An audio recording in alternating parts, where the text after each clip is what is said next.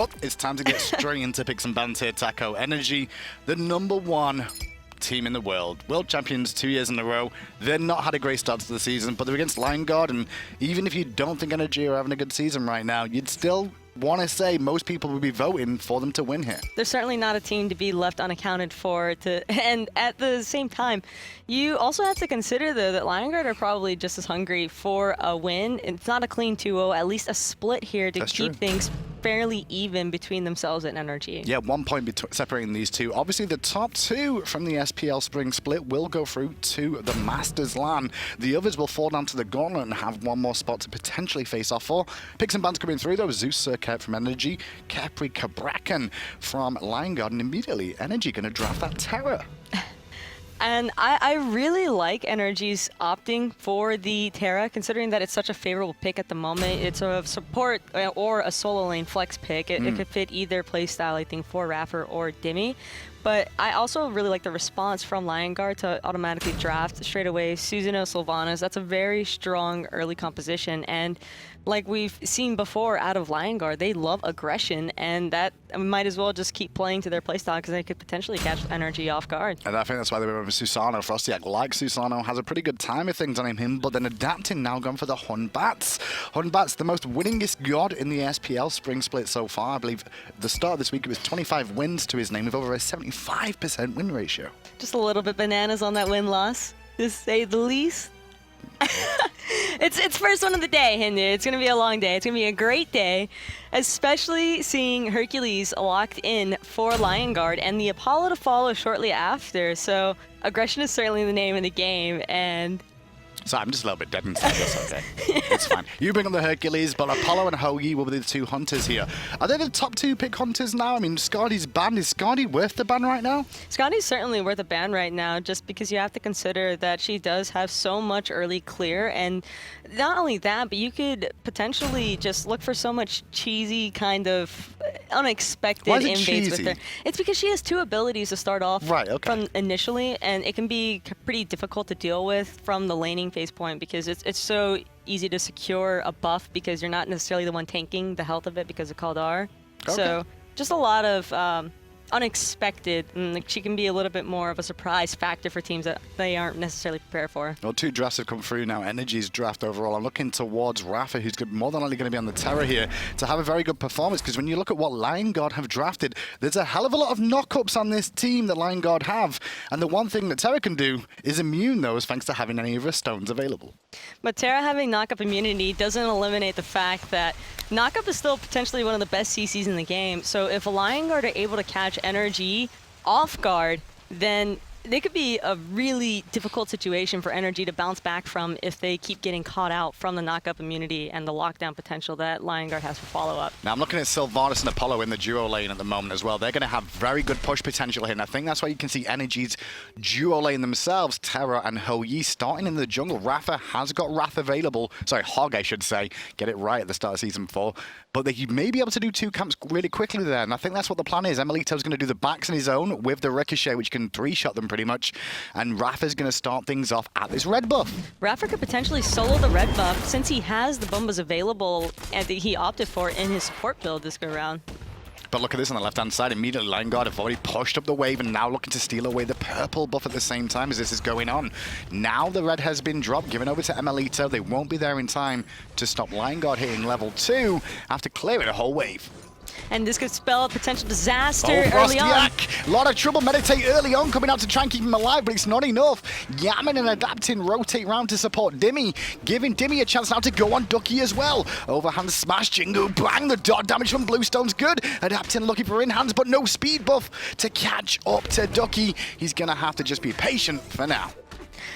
I was a little bit concerned for adapting there that he might have been pulled by the Hercules knockup and then pushed underneath the tower, but he's able to keep his distance, and what a way to fall with trying to just pull away that blue buff. A little bit greedy by Lion Guard to try and overextend that far in. I thought he saw a meditate coming out. I want to apologize for that. I thought Frosty had meditate, but he actually got the buff and it healed him. Yeah. The heal was so big, it looked like a meditation had come through, and I was like, hang on a second, Ducky's got meditate here at the start, which would have been a very interesting one anyway. Over to the duo lane, Frezzy and FlurryQ had fantastic advantage in this lane, but it's being turned on now that Rafa has hit level 3, has all his abilities available. And being outpoked now, Frezzy, since he's so low, it could be, and Femelito had connected with that ricochet, that would have certainly put Frezzy within 1-2 in-hand death range. Well, Raph is 1-2 in hands away from danger here as well as he gets knocked up in the sky. The red buff is down, but surrounded by 4 members. Rafa in an awkward spot. Nice route from Frezzy. He'll keep him in place. The walls will slow them down for a minute, but Shadow Nightmares in hand on the Vulcan will be good enough to secure that and make sure it's a 1-for-1 in terms of kills so far. Ricochet doesn't mind. He's looking for it. He wants it, but Flurry going to block out those last couple of auto attacks, but man, that is so much damage already coming through for the Ricochet. Well, hold that thought. Emelito has low mana here. Frostiak now rotating in, has speed buff to close the gap. Emelito's beads are available. Beads at the right time. Is on the right-hand side. Ducky will solo Dimmy in over on the right-hand side there. Don't know exactly what happened, but both ultimates are already on cooldown. I'd have to expect that both Dimmy and Ducky were looking for just an exchange, because Adapting was hanging around on that solo lane side trying to clear out the elementals, but unfortunately Dimmy just wasn't, he probably got caught off guard by still level 4. a Hercules push. I think it was more the fact that he was still level 4. I said both ultimates were down because Dimmy's wasn't even available for him there. And the Ducky boulder just expended his. Obviously, I guess the boulder came into play at hitting level 5 a little bit earlier than Dimmy planned. That was more down to the blue buff invade on the right-hand side. Now, one thing we've not spoken about just yet, Taco, is even though we've seen Emelito playing very well and very aggressive in this lane so far, he did start Bluestone here. How do you feel about this? Bluestone on Huyi isn't necessarily the most conventional pick, but he's probably opting for the Transcendence route, which theoretically that works out really well, considering that Huyi can be a bit of an ability-based hunter. It's just not as common as what we're accustomed to seeing, but it's not a awful way to go in the slightest. Well, with how the game started so far, the gold lead is ever so slightly in favor of NRG at the moment. They did get the first blood, and that's the only real thing separating these two teams right now. Lion Guard, however, Taco, put themselves in good stead in this game with how the beginning has started. Lion Guard, they came out as aggressively as what we've seen from them and have just come to expect from this team. They absolutely love trying to be the initial engaging factors, but it could potentially get the better end of them if they're not careful. We've already seen a couple of times where situations have slightly turned into their favor. For instance, when Rapper was trying to invade that red buff on his own, able to secure it, of course, but trading out his life for a buff, not necessarily the outcome you would ideally want at this stage of the game. So as long as Lion Guard don't overextend, they can certainly give NRG a run for their money. Well, Rapper's trying to get down these oracles on his own here, but with 2 people here pulled in from Frezzy, one of them will go down thanks to the Wrath. The second one, different story, goes the way of Lion Guard, splitting that camp equally. Right-hand side fight over on the Elementals. Frozek's in a bit of trouble there. Tiger did hit from Dimmy, but Ducky pulls him away. Still, Dimmy wants to go in and find Frosty X some more. The ult from Terra is going to give him the mobility to get in range, and Yamin from downtown will find the judgment. Now Frezzy here to collapse roots and knocks up, and the Vulcan bomb and the boulder to add. Lion Guard answer back. Yamin for Frostiak, and at the moment it looks like Lion Guard will also defend their buffs. That's just one of those moments where you don't want to happen. As a thought, you secure the kill, it feels great, but then immediately getting knocked out by the Sylvanas ultimate into the Vulcan of all things is just painful. Well, FlurryQ was trying to defend the red buff on the left-hand side there, but Emelito had already taken it and rotated all the way back to lane already. Now into a boxing match where FlurryQ does not have that ultimate available, neither does Emelito, so they'll just play it safe, farm up for now. Nobody's really standing out for me apart from Yamin with that Doom Orb. The good news is they did just bring him down, Taco, so he's not fully stacked just yet on that Doom Orb. Unfortunately for Yamin, the last thing you want to do is take a spill when you're opting for a stacking item that halves upon every death. But you have to consider, he's been playing this off pretty passively for the most part. He's really only been rotating around his team. So if Adapting wanders into the jungle on the solo lane side, you'll usually see Yamin following after. But Yamin's a mid player who's always been known for great positioning and follow-up potential on his team. And that's part of the reason why NRG finds so much success in their team. It's just because he's able to utilize every single guy that he plays so well. It's really hard and difficult for a lot of teams to try and counter. Well, now we get to that mid point of about 7 minutes, where you see the camps being contested a little bit more because there's 3 members on each team always around them, jungler, support, and mid laner in tow.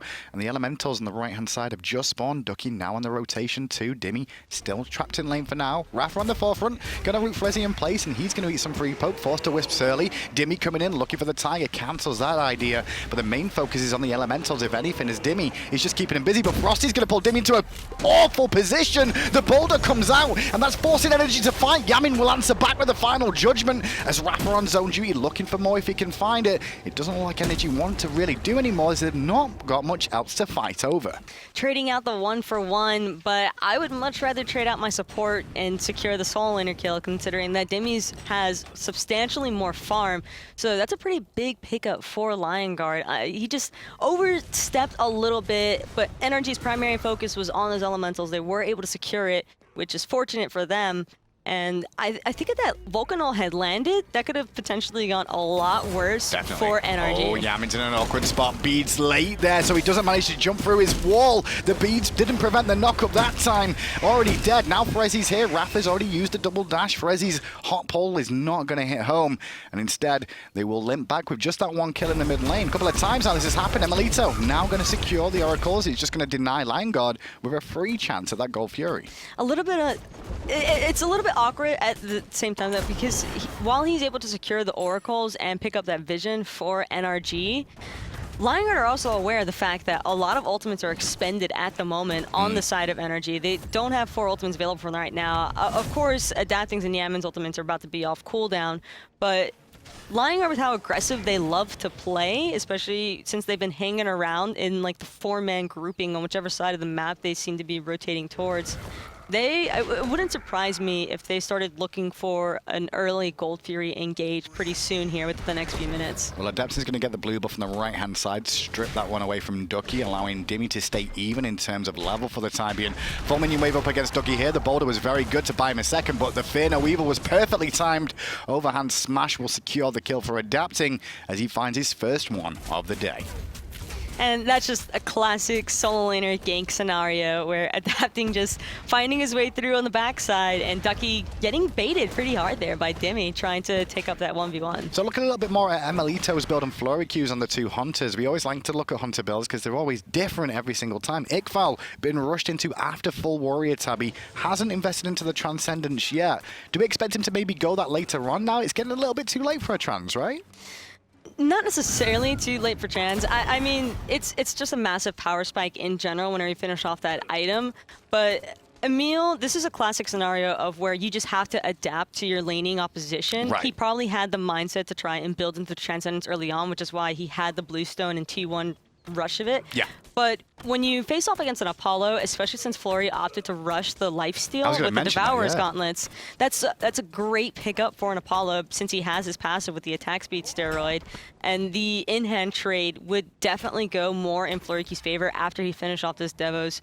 Emil recognizes this, so he immediately opts to build into the Iqfol to provide himself with a higher boxing potential, because even with Devourers and Warrior Tabi online, Emelito would still get the better trade of these 1v1s. Oh, here we go. Emelito looking to trade out, knowing he's got the Wrath of Terror ultimate on him as well. It's going to give him extra mobility, but he doesn't like how the fight went there. Flurry Q seemed to see what was going on and just played it pretty safe. And that was Devourer's Gauntlets. You know, that's what I was going to say too. We've seen Devourer's Gauntlets, which we don't see too often, but Lion Guard now at the Gold Fury, down to half health. Yamin over the wall, dealing some damage. Gold Fury look to be reset, but Emelito's going to hold the aggro there, eat one ultimate and be forced into an awkward spot. Has to leap away from the Vulcan one. Gold Fury reset again as Rafa goes in. Rafa now out of mana. Fear No Evil from Adaptum is huge though. Emelito's in, hands will pick up one. Yamin dashes in, gets a good stun off and setting Adaptum up for a second kill. The boulder takes off Yamin's head. Flurry Q credited for the kill. Ducky can't do much more than that. As NRG trying to get away at the right time too. Emelito leaps away from the dashing in Flurry Q with the ultimate. So beautiful over the wall. Not going to find the target he's after. But Frostiak still manages to pick up Emelito on his exit. Lion Guard win that fight. For now, they're looking at the Gold Fury though.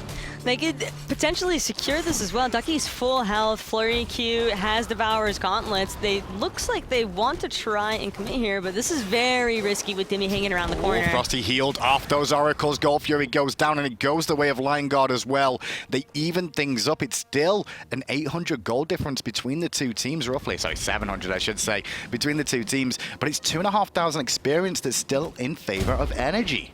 That was a very risky Gold Fury as well, especially considering that for a moment, I almost couldn't tell whether or not Lion Guard were actually going to be able to secure it, but they trusted themselves enough, they trusted their Hunter as well to have the damage to go ahead and burst that down. And while Lion Guard, like we've discussed, are an aggressive team, taking up those risky 50-50 trades, that could definitely get the better of them. Yeah, it would. If you do that play at a later stage in the game where the gold is a lot more impactful and you end up on the wrong end of that, I mean, giving a team like NRG even a 4K gold lead can be absolutely devastating. Well, I didn't actually get to see whether the Hog was available for Rafa there to be able to try and secure that one, but it wasn't found anyway. Nice double shot off the wall from Emelito, taking a lot of tower damage there. Leaps back into the wave, which isn't good because the archers will come into play. Lucky enough, though, nobody's on the rotation just... Yeah, I say that, but here comes Shadow Nightmare through the jungle. The ward will spot him out. The ultimate was in a pretty good place, but they're turning on Shadow Nightmare. He was the one that was baited into a trap, and Yamin credited for the kill. Nobody on the side of Lion Guard there to help because they are at the Paul Demon right now. But Dimmy's there to zone safely, and Frezzy going for the knockup potential, getting a Stolen. huge chunk. Stolen the way of energy, and now Frostiak's got to get away from danger too. Right-hand side, Frezzy's being chased down by Dimmy on his last legs right now. Has to dive the tower here, Dimmy looking for this kill. Doesn't necessarily have to pick it up, but the knockup's good into a Jingu Bang. One more hit's all he needs, and Dimmy will take another kill. His first kill of the game, the way of energy, after the Portal Demon is stolen away from Lion Guard. And that's exactly what we were discussing with this Gold Fury, is you don't want to try and take up the 50-50 trades with NRG. If they are there to contest, it's a lot safer to just look for the pick before engaging onto the objective and trying to commit so hard to it. I mean, sure, you outnumber, but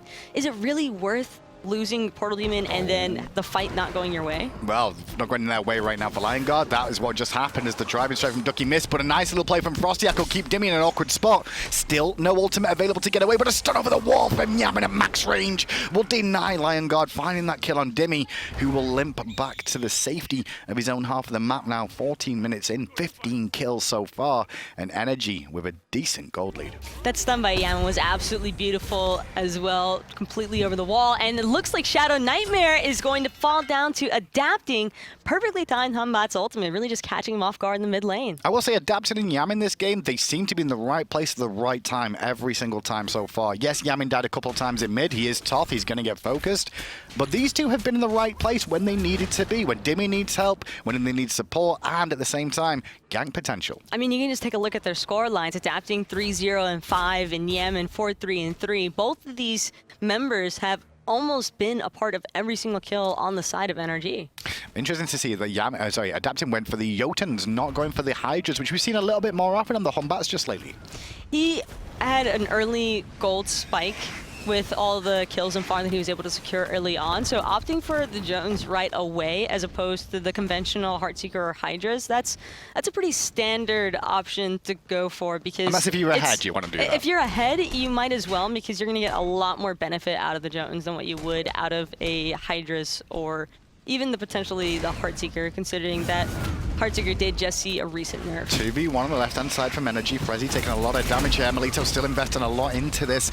Ulting to make sure Shadow Nightmare is away and zoning Frezzy from getting back to the tower. There's the ult from Rafa Pop now in place. The Vulcan ult is better, but the Shell managed to dissuade most of the damage. Yamin now on the rotation, but Frostiak is too. Frostiak gets hit first of all, and Melito is going to fall down. Next on the list is Rafa, thanks to the ult from Frosty as well. To the sky goes Flurry Q, looking for the rotation. That was Yamin, and Yamin is going to be able to find Shadow Nightmare he was after. Instead, he gets turned on, but it's 2v1. Flurry Q still wants the kill, though. The Aegis used by Yamin after the beat, and the Aegis used out of Flurry Q. The enhanced from Adapting just wailing on his back over and over, but it does allow Frosty to get a delayed triple kill in the whole engagement. The kiting between those two was pretty insane. Adapting just completely eating every single one of those auto attacks as long as possible, just buying as much time as he could for Yamin to get away. A crazy engagement between these two. This is still an even game though, Taco, when you look at it. I'm just looking towards the late stages a little bit more now. And when you look at the late stage of these two teams, is there a favorite just in God selection? I would certainly say the late game stage favors NRG primarily because of the Humbat's ultimate. Once you start having that ultimate be spammed in your face off cooldown, it becomes really difficult to fight around, and picks become even easier within the chaos of those late game team fights, especially once you start factoring in rituals coming in, and bots is a ideal candidate for the late game stage. Just that ultimate has so much kill potential. And we'll see how that goes on, because he's now got Heartseeker online on that Honbat's Adapting. That's an extra power spike for him as well. That'll continue him on to this midpoint of the game now. Gold Fury is available. Lion Guard got the last one, but NRG in a better position right now to defend, or at least set up for an attack on that Gold Fury. And Rafford potentially be in a little bit of trouble, but it's actually Flurry Q who's going to be turned on by Emil and Adapting. And that was great play from Rafa. He's zoning 3 people away while the gank happens. Now it's a 4v5. However, one of those members of the 4 is still in mid lane. Ducky, as Dimmy's already made the rotation. NRG looking for a free tier 1 tower on the left-hand side, and they'll get it with no response from Lion Guard. In Lion Guard, they could potentially see their T2 falling here right now. I mean, NRG are grouped up as 5. They're either looking for a bait in the jungle to look for the kill potential around the Gold Fury, but Lion Guard are very well aware of this, especially with their Hunter being down right now. It's incredibly difficult for them to try and contest on any objective. Well, still 9 more seconds on Apollo respawning. Gold Fury chipped to half health so far, and the ultimate propped by Yamin for a second. Lion Guard, though, not going to contest this one. Is that the right call here, Taco? That's the smart play, because if they were to try and contest that Gold Fury, not only does Raffer have a hog available for his own disposal, but they also have to consider that they are down a player. And even with Apollo having the ultimate online and coming into the team fight, it could potentially be too late by then. NRG have great burst potential between Emilito and Adapting, so if they were to lose another member or 2 in a spill over the Gold Fury, that could spell disaster, considering that NRG would certainly be a team to potentially look for Fire Giant or the Portal Demon, and then another engagement for set up for later on. Well, the tier 1 towers all beaten down, as well as the Gold Fury on the left-hand side. Focus will turn towards that Portal Demon and the Fire Giant too, and Dimmy's already found the army of Lion Guard over here, having to deal with multiple members at the moment. Doing a good job of absorbing abilities, not taking too much damage. That Bulwark, that Breastplate of Valor, good spot, but left-hand side is a different story for Flurry Q. He's being run down like a dog in the jungle by Adapting and Emilito. The sun's rained down. Adapting credit for the kill. Frosty here to help him out, but will still get hit by that knock-up onto 2. Good teleport from Frosty and a juke back to safety. Emilito looking for the enhance to bring Frosty Egg down, but under a tier 2 tower, he's going to have safety for now. They won't be able to pick up Frosty Egg, but he can't find a kill in response to the death of Flurry Q. Frosty Egg should be careful here and let that one go, but Dimmy, on the other hand, not being so careful himself. The boulder is going to miss from Ducky, buying Dimmy a little bit of time, and Yamin, along with the rest of NRG, are just going to disengage here as Lion Guard fall back themselves. This feels more like NRG are using the Terror ultimate very well to initiate multiple fights at the same time, bait people into bad situations, and just forcing Lion Guard to take 2v1s or 1v3s or 2v3s, you know, in favor of NRG, where Lion Guard don't really want to, but they kind of are forced into it. Lion Guard were well aware that Flurry Q was being initiated on as soon as they saw that Terra ultimate get popped, especially considering that Adapting and Emil had just forced Flurry to use his actives before they took the Gold Fury, and it's just... when a Hunter's actives are down at this stage in the game and there's a bots online like already, it's just a complete bullseye mark, and that's just who Adapting is probably going to be looking for every single time, because Flurry is a large damage factor for the side of Lion Guard right now. Ducky on zone G around the Portal Demon. NRG going to reset it for now, safely to do so. Wait for the right opportunity. Adapting's ultimate is back up on the Honbats once more. Emilito's as well. The rest of the team, different story. Do you like the idea from Flurry Q, though, looking for the split push for the time being? Flurry Q has his ultimate available, so it's not really a bad decision to commit to this T1 tower, try and secure Bad it. News, fear no evil. Overhand smash. Still no beads available for Flurry Q, but he will get get back to safety thanks to the Mez. No in-hand available. If that would have hit, it could have been a different story, but there's a fight around the Portal Demon once more. Frostiak trying to do work to Yamin at the moment, and Yamin versus Frostiak is not a good one for Frostiak. Emelito collapses from the backside to support his teammate from the mid lane. Shadow Nightmare on the run from Dimmy as well. Aegis will avoid a lot of that damage, but it won't stop the chase from continuing as Emelito over the wall and Yamin combine. Boulder double taps Yamin, but it's still not enough to bring him down. The rest of NRG chasing out Frezzy. He's on his own as Adapting. He's just swinging for high heavens with the support of Emelito, who will get credit for the kill. And the final judgment will remove Ducky from the tier 2 tower in a couple more hits that they just don't find. 3 members being down on the side of Lion Guard. It's really up to NRG, whatever they decide to take on the map. Emil's automatically in that solo lane alongside of Adapting, taking away the T2 tower, and Portal Demon looks like it'll be the next focus for NRG. And it will be. They get the speed buff and the tier 2 tower on the right-hand side on their exit. Blue buff available, and Adapting will take that too. Lion Guard not in a position to defend this Portal Demon, and that is a chance for NRG to actually start the Fire Giant immediately. And the team fights are becoming much more lopsided in favor of NRG at this stage of the game. Between the Terra ultimate and the Bot's ultimate, it's becoming incredibly difficult for Lion Guard to work around it. Oh, Frosty looked for a steal, and instead he may meet his maker. Instead, Ducky, though, with a fantastic Earthbreaker just to cancel out that Adapting chase for now. But I don't think that'll slow NRG down now. With them having the Fire Giant, only a couple of tier 2s remaining. We're going to see them go left-hand side more than likely. Probably swing from mid to left. I mean, they still have a T2 remaining in that mid lane, and so if they were to just swing from mid to left as well, then they could try and secure the left-hand Phoenix, which is ideal, considering that it's the Phoenix furthest away from the Fire Giant, so should the game continue, you want the further objective, because if they have fire waves or fire creeps pouring into their base and they have to rotate, that puts a lot of strain onto Flurry Q to be the one to try and defend and then potentially ult over, or for Ducky. But if either of those members are missing and joining into the team fights later on, well, we saw what happened with Flurry Q underneath that T1 tower. Adapting came, pressured him out, made it impossible for him to utilize his ultimate in a way that would permit him to go from split pushing to engaging in a team fight. And that's exactly what you want to do when you're facing off against an Apollo. Don't allow him to have the health that he would want when initiating and jumping into the team fights. Well, NRG have started to push in left side and the mid lane too. They just want to find out where the whole of Lion Guard are for now. Dimmy's going to tank this one up with the sustain coming out from Rafa there just to keep him topped up.